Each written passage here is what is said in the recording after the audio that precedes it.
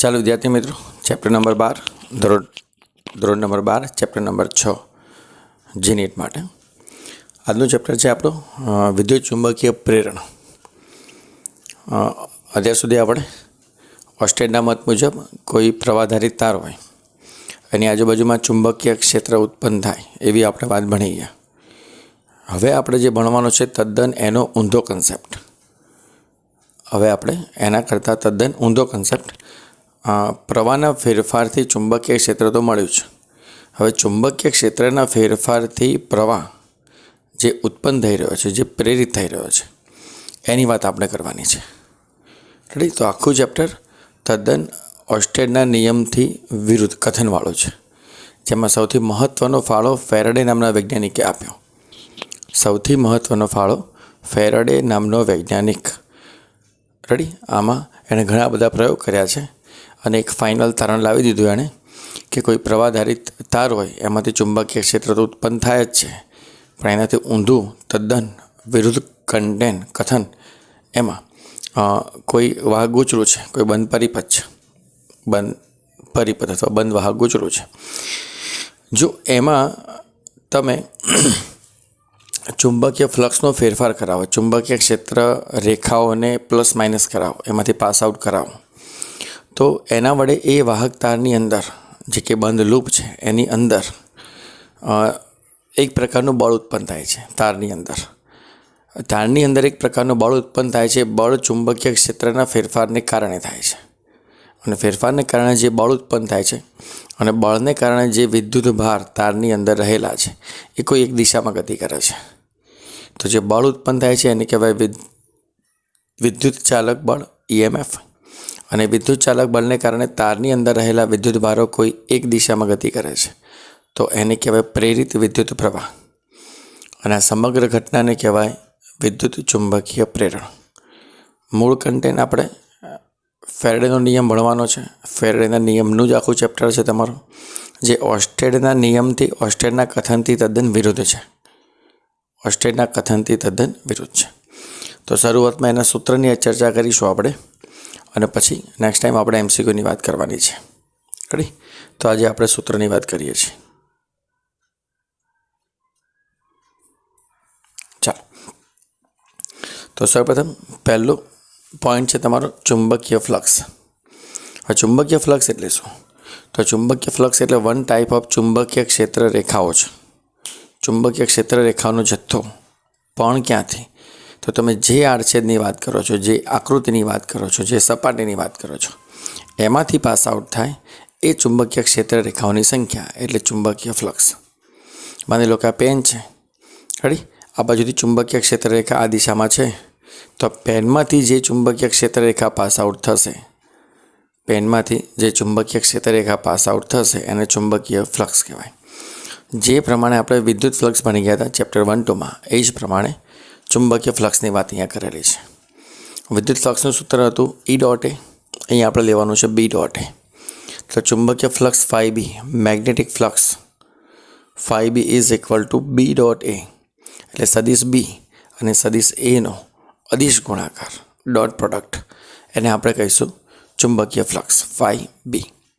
હવે φBમાં ડોટ દૂર કરો એટલે cos θ આવે. ડોટ દૂર કરો એટલે cos θ, એટલે આને લખાય AB cos θ. ઓકે. બીજી સામાન્ય માહિતી લઈએ તો ચુંબકીય ફ્લક્સ એ અદિશ રાશિ છે. એના SI એકમ તરીકે લખીએ તો ચુંબકીય ફ્લક્સનો એકમ છે વેબર, WB તરીકે દર્શાવાય, અથવા ચુંબકીય ક્ષેત્રનો એકમ છે ટેસ્લા, અને ક્ષેત્રફળનો એકમ છે મીટર સ્ક્વેર. તો આ રીતે પણ તેને દર્શાવી શકાય છે. રેડી? ઓકે. હવે આગળ CGS એકમ તરીકે જઈએ તો મેક્સવેલ. એકમ રૂપાંતરણ તમારે ખાસ ધ્યાન રાખવાનું છે. CGS એકમ છે મેક્સવેલ. 1 વેબર એટલે 10⁸ મેક્સવેલ. 1 વેબર એટલે 10⁸ મેક્સવેલ. આ કન્વર્જન તમારે ખાસ ધ્યાન રાખવાનું છે. ઓકે. બીજો પોઈન્ટ એ કેવો છે કે ચુંબકીય ફ્લક્સ આ જે થીટા છે એ કોની વચ્ચેનો? તો સદિશ A અને સદિશ B વચ્ચેનો ખૂણો. સદિશ A અને સદિશ B વચ્ચેનો ખૂણો. માની લો કે ચુંબકીય ક્ષેત્ર રેખા આ દિશામાં છે. માની લો કે ચુંબકીય ક્ષેત્ર રેખા આપણી પાસે આ દિશામાં છે.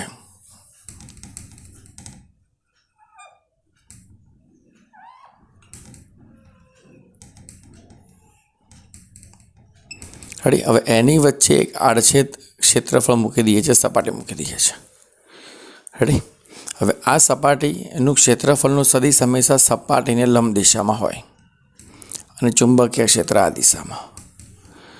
તો બી અને એ વચ્ચેનો ખૂણો, તો સપાટીનો ક્ષેત્રફળનો સદિશ એ અને ક્ષેત્ર બી આ બંને સમાંતર સદિશ કહેવાય. અને સમાંતર સદિશ એટલે બંને વચ્ચેનો ખૂણો 0.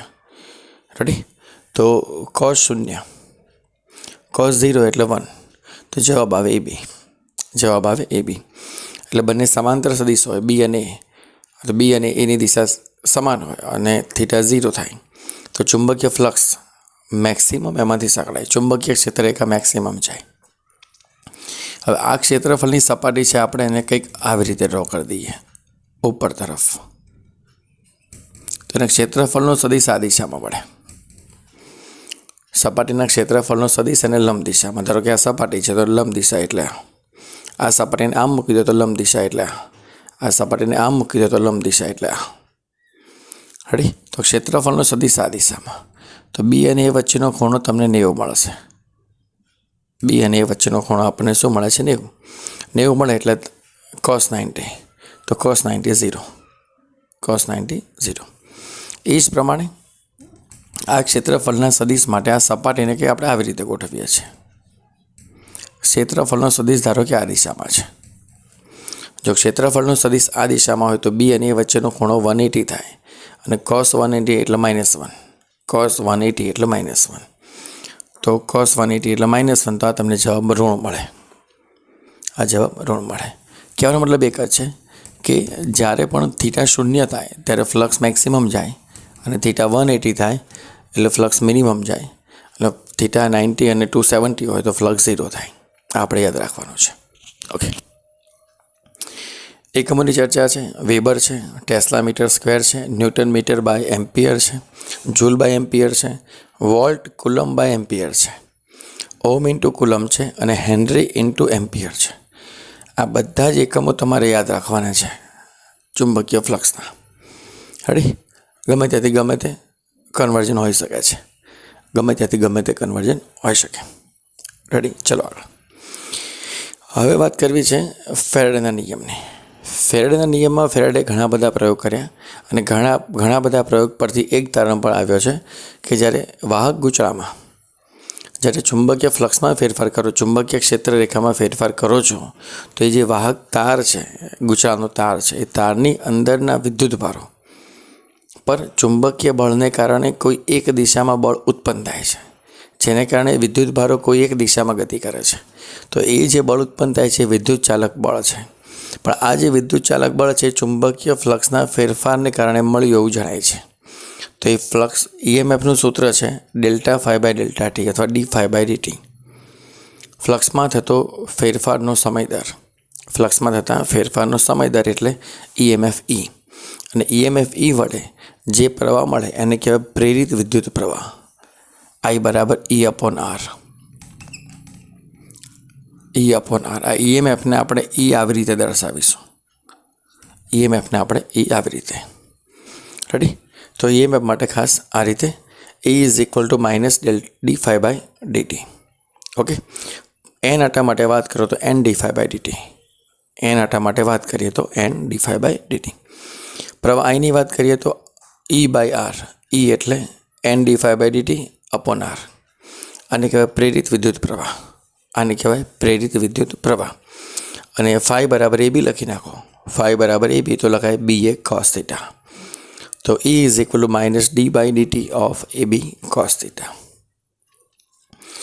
હવે આપણી પાસે જે ફ્લક્સમાં ફેરફાર છે, ફ્લક્સમાં ફેરફાર એટલે AB cos θ. એમાં ફેરફાર, બીમાં ફેરફાર અને cos θમાં ફેરફાર. આ ત્રણ રાશિમાં ગમે ત્યારે ફેરફાર થાય તો તમને EMF મળે. ત્રણ રાશિમાં ફેરફાર થયો એટલે ફ્લક્સમાં ફેરફાર થયો એવું સમજવાનું. ક્ષેત્રફળમાં ફેરફાર થાય તો પણ ફ્લક્સમાં ફેરફાર થયો સમજવાનું. ચુંબકીય ક્ષેત્રમાં ફેરફાર થાય તો પણ ફ્લક્સમાં ફેરફાર થયું એ સમજવાનું. અને થીટામાં ફેરફાર થાય તો પણ ફ્લક્સમાં ફેરફાર થાય એ સમજવાનું. રેડી? ઓકે. તો આપણે એ નિયમથી આગળ જઈએ તો જો ક્ષેત્રફળમાં ફેરફાર થાય તો EMF માં બી અને એ અચળ હોય તો એમાં ફેરફાર એટલે dA/dt ત્યાં આપી દેવાનો. જેમાં ફેરફાર હોય એને વિકલન સ્વરૂપ આપી દેવાનું, ફેરફાર એને આપી દેવાનો. ધારો કે બીમાં ફેરફાર થાય તો dP/dt, બાકીના બે પદ અચળ. થીટામાં ફેરફાર થાય તો cos થીટાનું વિકલન થાય, બાકીના બધા અચળ. તો E = -NB cos θ dA/dt. પછી E = -NA cos θ dB/dt અને E = -NAB d/dt of cos θ. જે રાશિમાં જે પદમાં ફેરફાર થતો હોય એ પદને એ રીતે વિકલન સ્વરૂપ આપી દેવાનું છે. ઓકે. હવે એક પોઈન્ટમાં આપણે અહીંયા ફેરફારને કારણે ચુંબકીય બળ મળે, વિદ્યુતીય બળ મળે છે આ ભણ્યા, પણ આગળ એક શબ્દમાં ચિહ્ન તરીકે માઇનસ લખેલું છે. ચિહ્ન તરીકે માઇનસ છે. આ માઇનસ શું સૂચન કરે છે? તો માઇનસ જે સૂચન કરે છે એ લેન્સના નિયમની હાજરી સૂચવે છે. માઇનસ જે સૂચન કરે છે શું સૂચવે છે? લેન્સના નિયમની હાજરી. તો લેન્સનો નિયમ શું છે? હવે આપણે ચર્ચા કરી રહ્યા છીએ લેન્સનો નિયમ. તો લેન્સના નિયમ માટે ખાસ તો જેને લીધે પ્રેરિત EMF ઉત્પન્ન થતું હોય તેનો જ વિરોધ કરતું ચુંબકીય ક્ષેત્ર ઉત્પન્ન થાય તેવી જ દિશામાં પ્રેરિત EMF મળે. ચુંબકીય ક્ષેત્રનો વિરોધ ઉત્પન્ન થતો હોય એની વાત, વિરોધ કરતું ચુંબકીય ક્ષેત્ર શબ્દ પર ખાસ ભાર આપવાનો છે. વિરોધ કરતું ચુંબકીય ક્ષેત્રની વાત આપણે કરવાની છે. રેડી? તો ખાસ ધ્યાનથી આમાં આપણે ઉર્જા સંરક્ષણ નિયમ અને કાર્ય ઉર્જા પ્રમેય બંનેને સાથે લઈને કામ કરીશું. કાર્ય ઉર્જા પ્રમેય અને ઉર્જા સંરક્ષણનો નિયમ. રેડી? ખાસ ધ્યાનથી ધારો કે આપણી પાસે આ વાહકતાનો ગૂંચળો છે અને અહીંયા આપણે ચુંબકનો N ધ્રુવ મૂકીએ છીએ.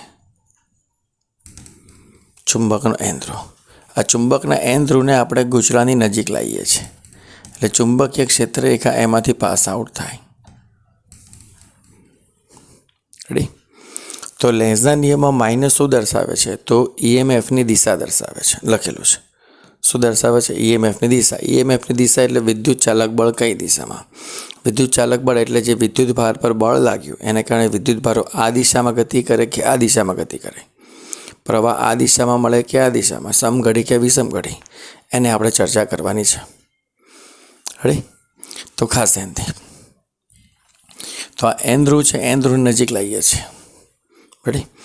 ધારો કે આ જે ગૂંચળું છે એમાં S ધ્રુવ તરીકે પ્રવાહ મળે એટલે કે ધારો કે એમાં વિદ્યુત ચાલક બળ સમઘડી દિશામાં મળતું હોય.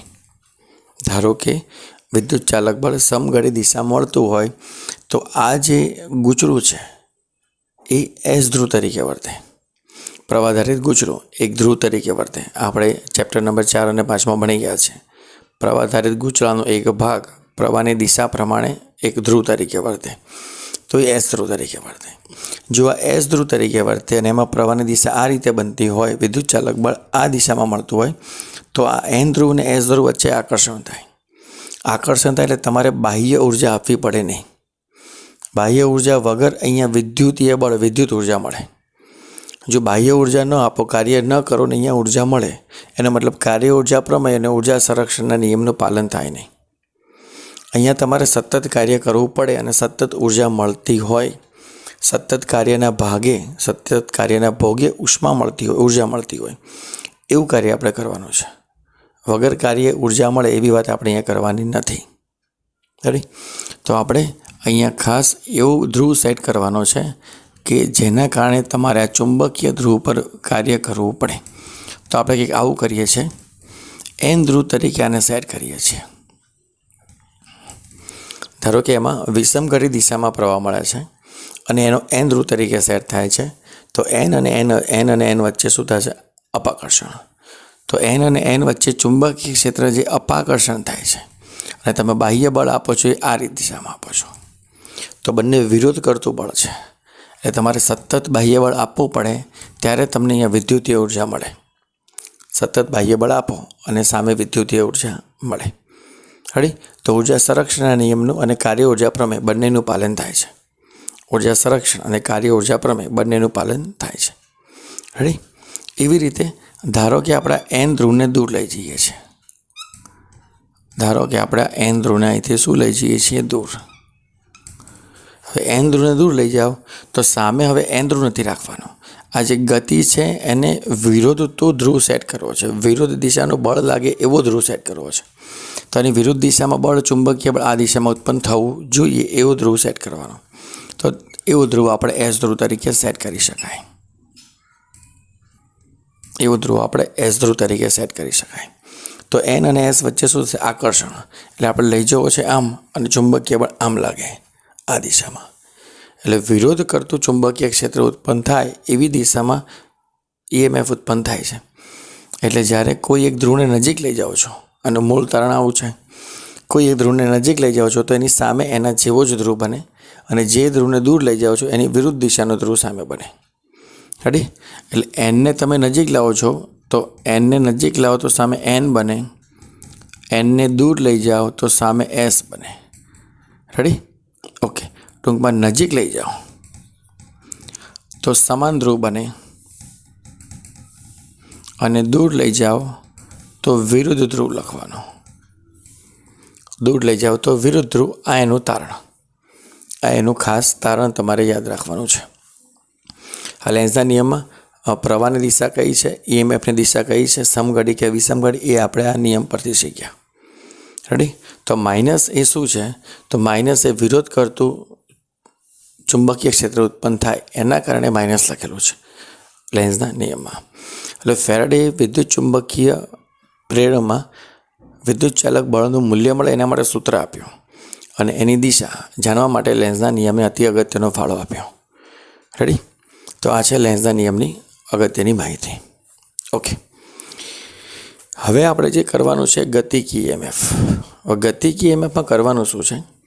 તો સમાન ચુંબકીય ક્ષેત્ર બીમાં L લંબાઈના સળિયાને, હવે ધારો કે ચુંબકીય ક્ષેત્ર આપણું આ દિશામાં છે, અહીંયા એન ધ્રુવ છે, અહીંયા એસ ધ્રુવ છે, ચુંબકીય ક્ષેત્ર આ દિશામાં છે.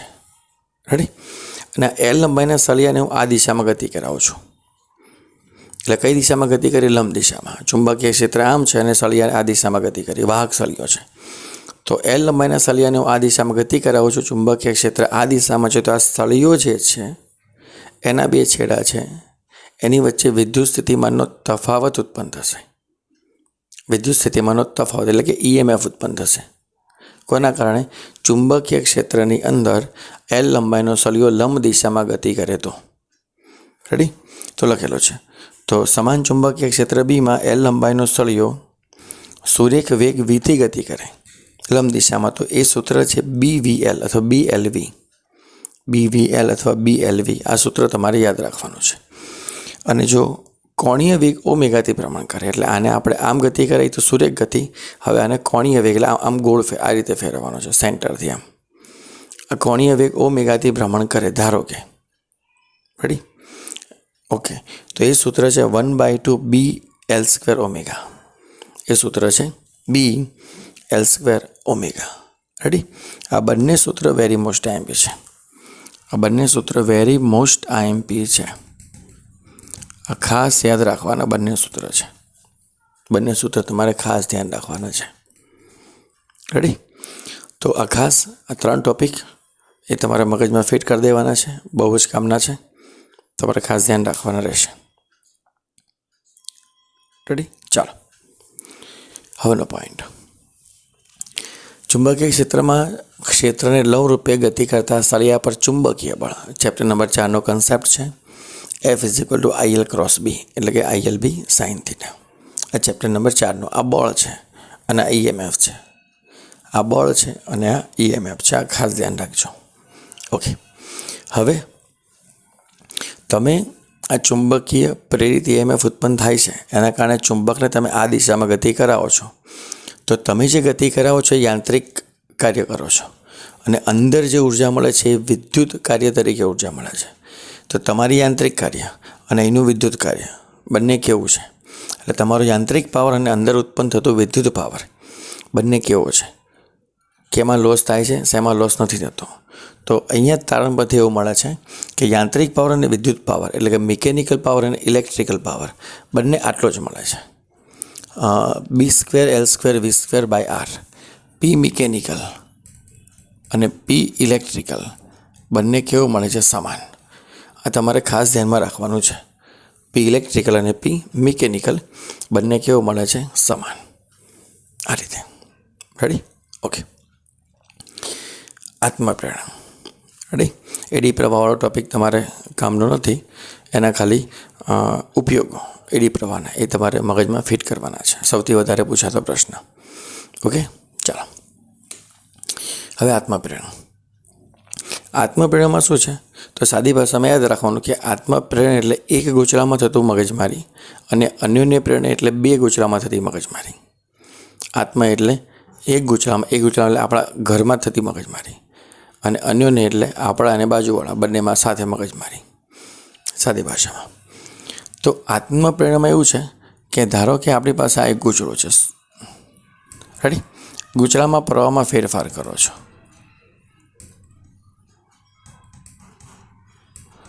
આ રિયોસ્ટેટ છે, આ બેટરી છે. ગૂંચળામાં પ્રવાહ આપો. તો ગૂંચળામાં પ્રવાહ આપો છો, એટલે ગૂંચળામાં પ્રવાહ આપો છો. સ્થિર પ્રવાહથી સ્થિર ચુંબકીય ક્ષેત્ર અને સ્થિર ચુંબકીય ક્ષેત્રથી EMF મળે નહીં, ક્ષેત્રનો ફેરફાર થવો જોઈએ. તો પ્રવાહનો ફેરફાર રિયોસ્ટેટ વડે કરવાનો. બેટરીમાંથી પ્રવાહ અચળ મળે, અચળ બેટરી છે એટલે પ્રવાહ અચળ. તો એનામાં ફેરફાર કરવો હોય તો રિયોસ્ટેટથી પ્રવાહમાં ફેરફાર કરી શકાય. તો પ્રવાહમાં ફેરફાર કરવાથી આ ગૂંચળામાં ઉત્પન્ન થતું ચુંબકીય ક્ષેત્ર રેખામાં ફેરફાર કરી શકાય અને ચુંબકીય ક્ષેત્ર રેખા પાછી બીજે ક્યાંય નહીં, એ જ ગૂંચળામાં સંકળાય છે. એ ચુંબકીય ક્ષેત્ર રેખા પાછી એ જ ગૂંચળામાં સંકળાય છે. તો લખેલું છે તો ગૂંચળાના પ્રવાહમાં ફેરફાર કરો તો ગૂંચળા સાથે સંકળાયેલ ક્ષેત્ર રેખામાં ફેરફાર કરી શકાય. તો આ જે ઘટના છે એને કહેવાય પ્રેરિત EMF, આત્મપ્રેરિત EMF. આ જે EMF છે એને શું કહેવાય? આત્મપ્રેરિત EMF. અને આ જે ઘટના છે એને કહેવાય આત્મપ્રેરણા. એક જ ગૂંચળામાં પ્રવાહમાં ફેરફાર કરો અને એનું ચુંબકીય ક્ષેત્ર એ જ ગૂંચળામાં સંકળાય અને એ જ ગૂંચળામાં પાછું EMF ક્રિએટ થાય. પાછું EMF એટલે બેક EMF. પાછું EMF એટલે back EMF. Back EMF create થાય. તો આ છે તમારું આત્મપ્રેરણા. રેડી? તમારું જે ગૂંચળું છે એમાં સંકળાતું ફ્લક્સ એ કોને આભારી છે? પ્રવાહના ફેરફારને કારણે. તો ફ્લક્સ એ પ્રવાહ પર આધારિત છે. રેડી? ચલન દૂર કરો એટલે અચળાંક લખ્યો છે. ચલન દૂર કરો એટલે અચળાંક N∅ = Li. તો L બરાબર શું થાય? N∅/I. L બરાબર શું થાય? N∅/I. ઓકે. પ્રવાહમાં ફેરફાર કરો છો અહીંયા, તો dϕ/dt અને di/dt લખી નાખો. N dϕ/dt એટલે E કહેવાય, -E. તો EMFનું સૂત્ર, આત્મપ્રેરિત EMFનું સૂત્ર છે E = -L di/dt. આને આપણે બેક EMF કહીશું. અને આપણે બેક EMF.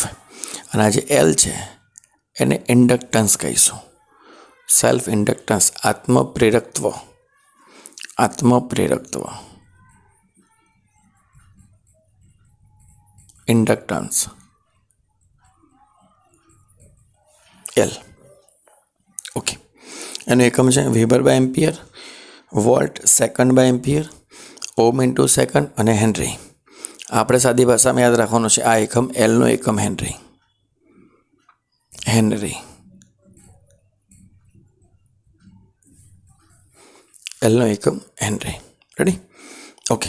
પારિમાણિક સૂત્ર છે 1 2 -2 -2. પારિમાણિક સૂત્ર છે 1 2 -2 અને -2. ઓકે. તો આ રીતે તમારે આ ઘટના યાદ રાખવાની છે.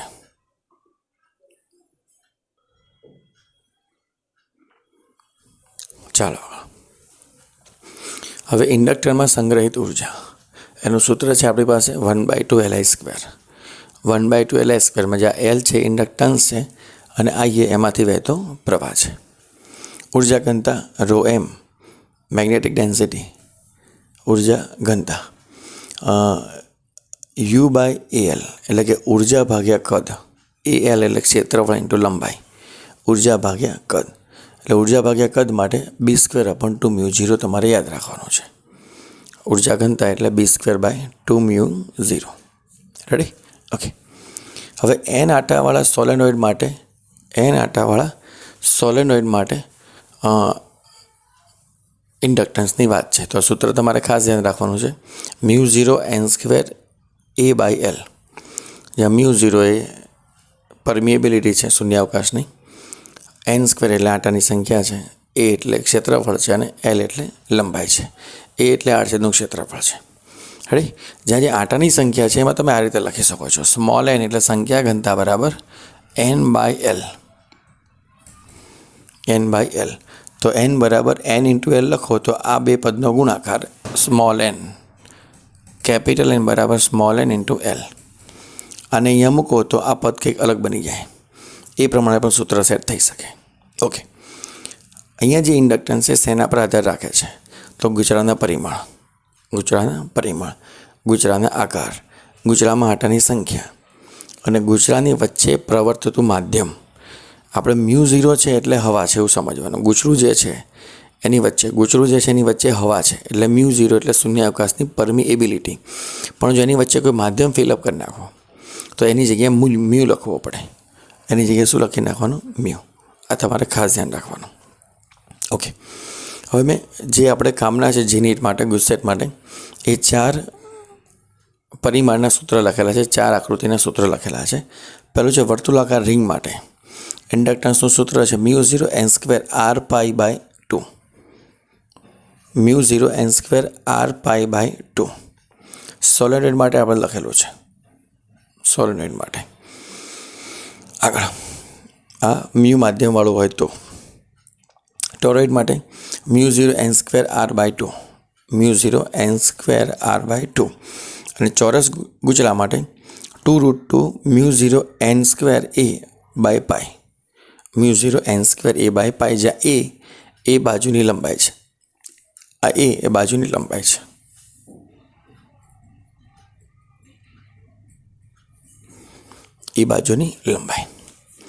રેડી? ઓકે. આ થયું ટોટલ ટોપિક આખો તમારો આત્મપ્રેરણનો. હવે એના પરથી અન્યોન્ય પ્રેરણા. હવે અન્યોન્ય પ્રેરણામાં કેવું હોય છે? 2 ગુચલા હોય છે. એક ગુચલામાં પ્રવાહમાં ફેરફાર કરો અને પ્રવાહના ફેરફારથી ચુંબકીય ક્ષેત્ર ઉત્પન્ન થાય અને ચુંબકીય ક્ષેત્ર એ જ ગુચલામાં જાય તો આત્મપ્રેરણા. હવે આ પ્રવાહમાં ફેરફાર કરો છો, ચુંબકીય ફ્લક્સ ઉત્પન્ન થાય છે અને એ ફ્લક્સ આ ગુચલામાં સંકળાય. એટલે આમાં ફેરફાર કરો ને આમાં કંઈક મગજમારી થાય તો આ ઘટનાને કહેવાય તંત્રનું અન્યોન્ય પ્રેરકત્વ. તો 2 ગુચલા પૈકી એક ગુચલામાં પ્રવાહમાં ફેરફાર કરો અને એના વડે ઉત્પન્ન થતું ફ્લક્સ એ બીજા ગુચલામાં સંકળાય તો એમાં જે EMF ક્રિએટ થાય એને કહેવાય અન્યોન્ય EMF. અને આ ઘટનાને કહેવાય અન્યોન્ય પ્રેરણ. એટલે એક પહેલા ગુચલાના પ્રવાહના ફેરફારને કારણે જે ફ્લક્સ બાજુમાં સંકળાતું હોય અને એના વડે જે કે EMF ક્રિએટ થતું હોય એ EMFની વાત અહીંયા કરવાની છે. રેડી? એક ગુચલા માટે L અને 2 ગુચલા માટે M. બેઠો સૂત્ર છે, કોઈ ચેન્જ નહીં. તો ∅2 બરાબર એટલે બીજા ગુચલામાં ફ્લક્સ કોના વડે મળે? પહેલા ગુચલા વડે. બીજા ગુચલાનું ફ્લક્સ પહેલા ગુચલાના પ્રવાહ વડે. તો ∅2 અને I1. હવે 2-1 છે. આ 2-1 તમારે સિક્વન્સ તોડવાની નથી. 2-1 છે એટલે 2-1 તમારી રીતે લખવાના. 2-1 તમારે એ રીતે. રેડી? એટલે બીજા ગુચલાનું અન્યોન્ય પ્રેરણ પહેલા ગુચલાના પ્રવાહ વડે. તો E2 બરાબર -M21 di/dt. આ ફેરફાર છે, પ્રવાહનો ફેરફાર. ઓકે. એકમ બેઠે આ જ લખવાના. એકમો બધા આ જ લખવાના છે.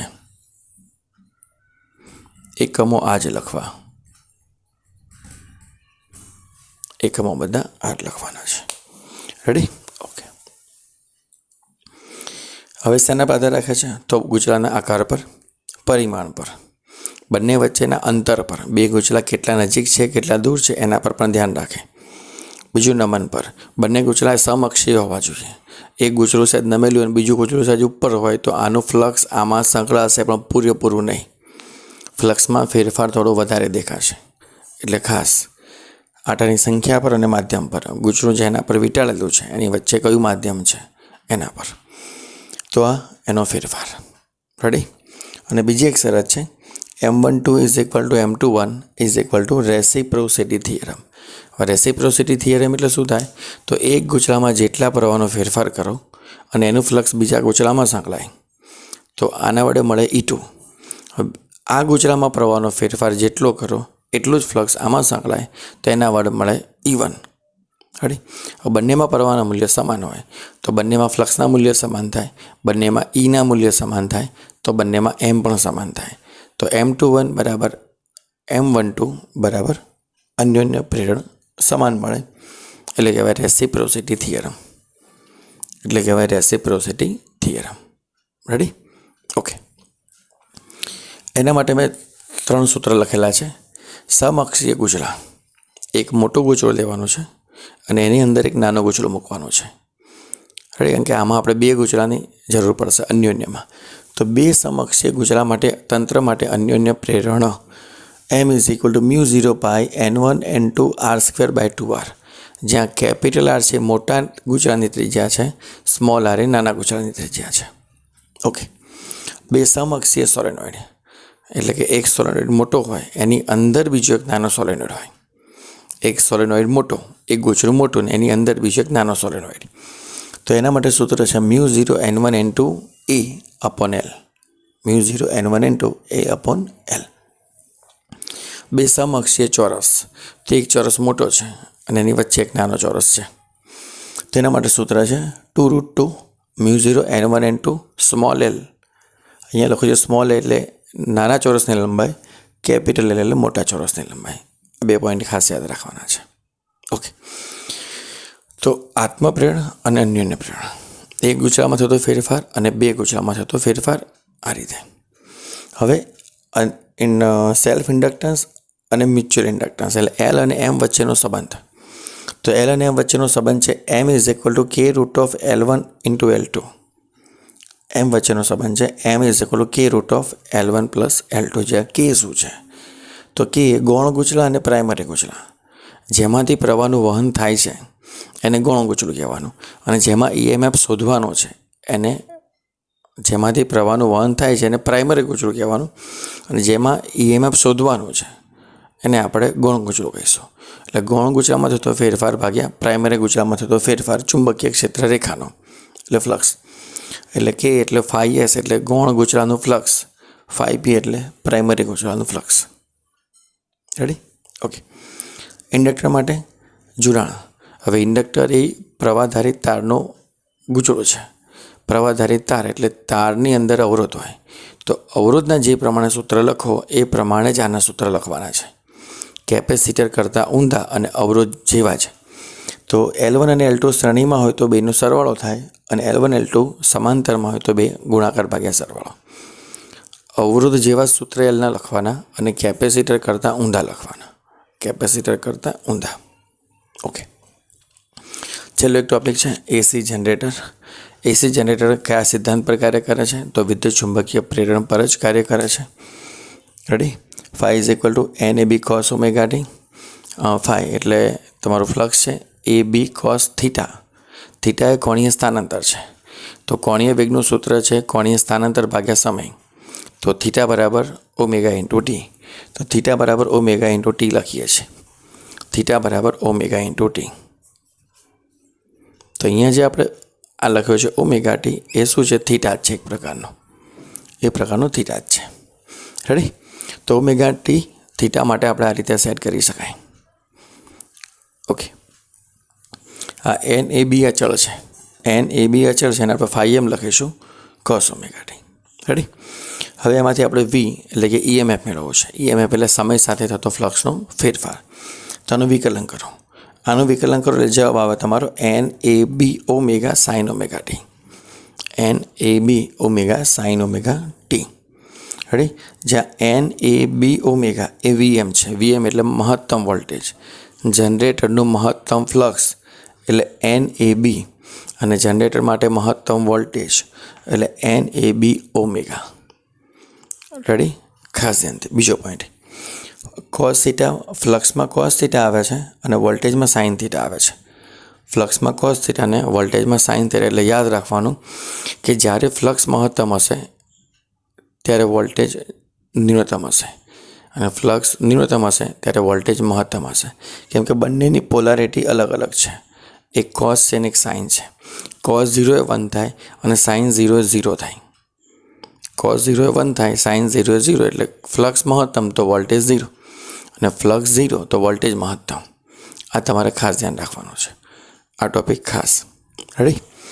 તો આ હતા આપણે જી નીટના અતિ અગત્યના સૂત્રની ચર્ચા, પહેલો લેક્ચર. રેડી?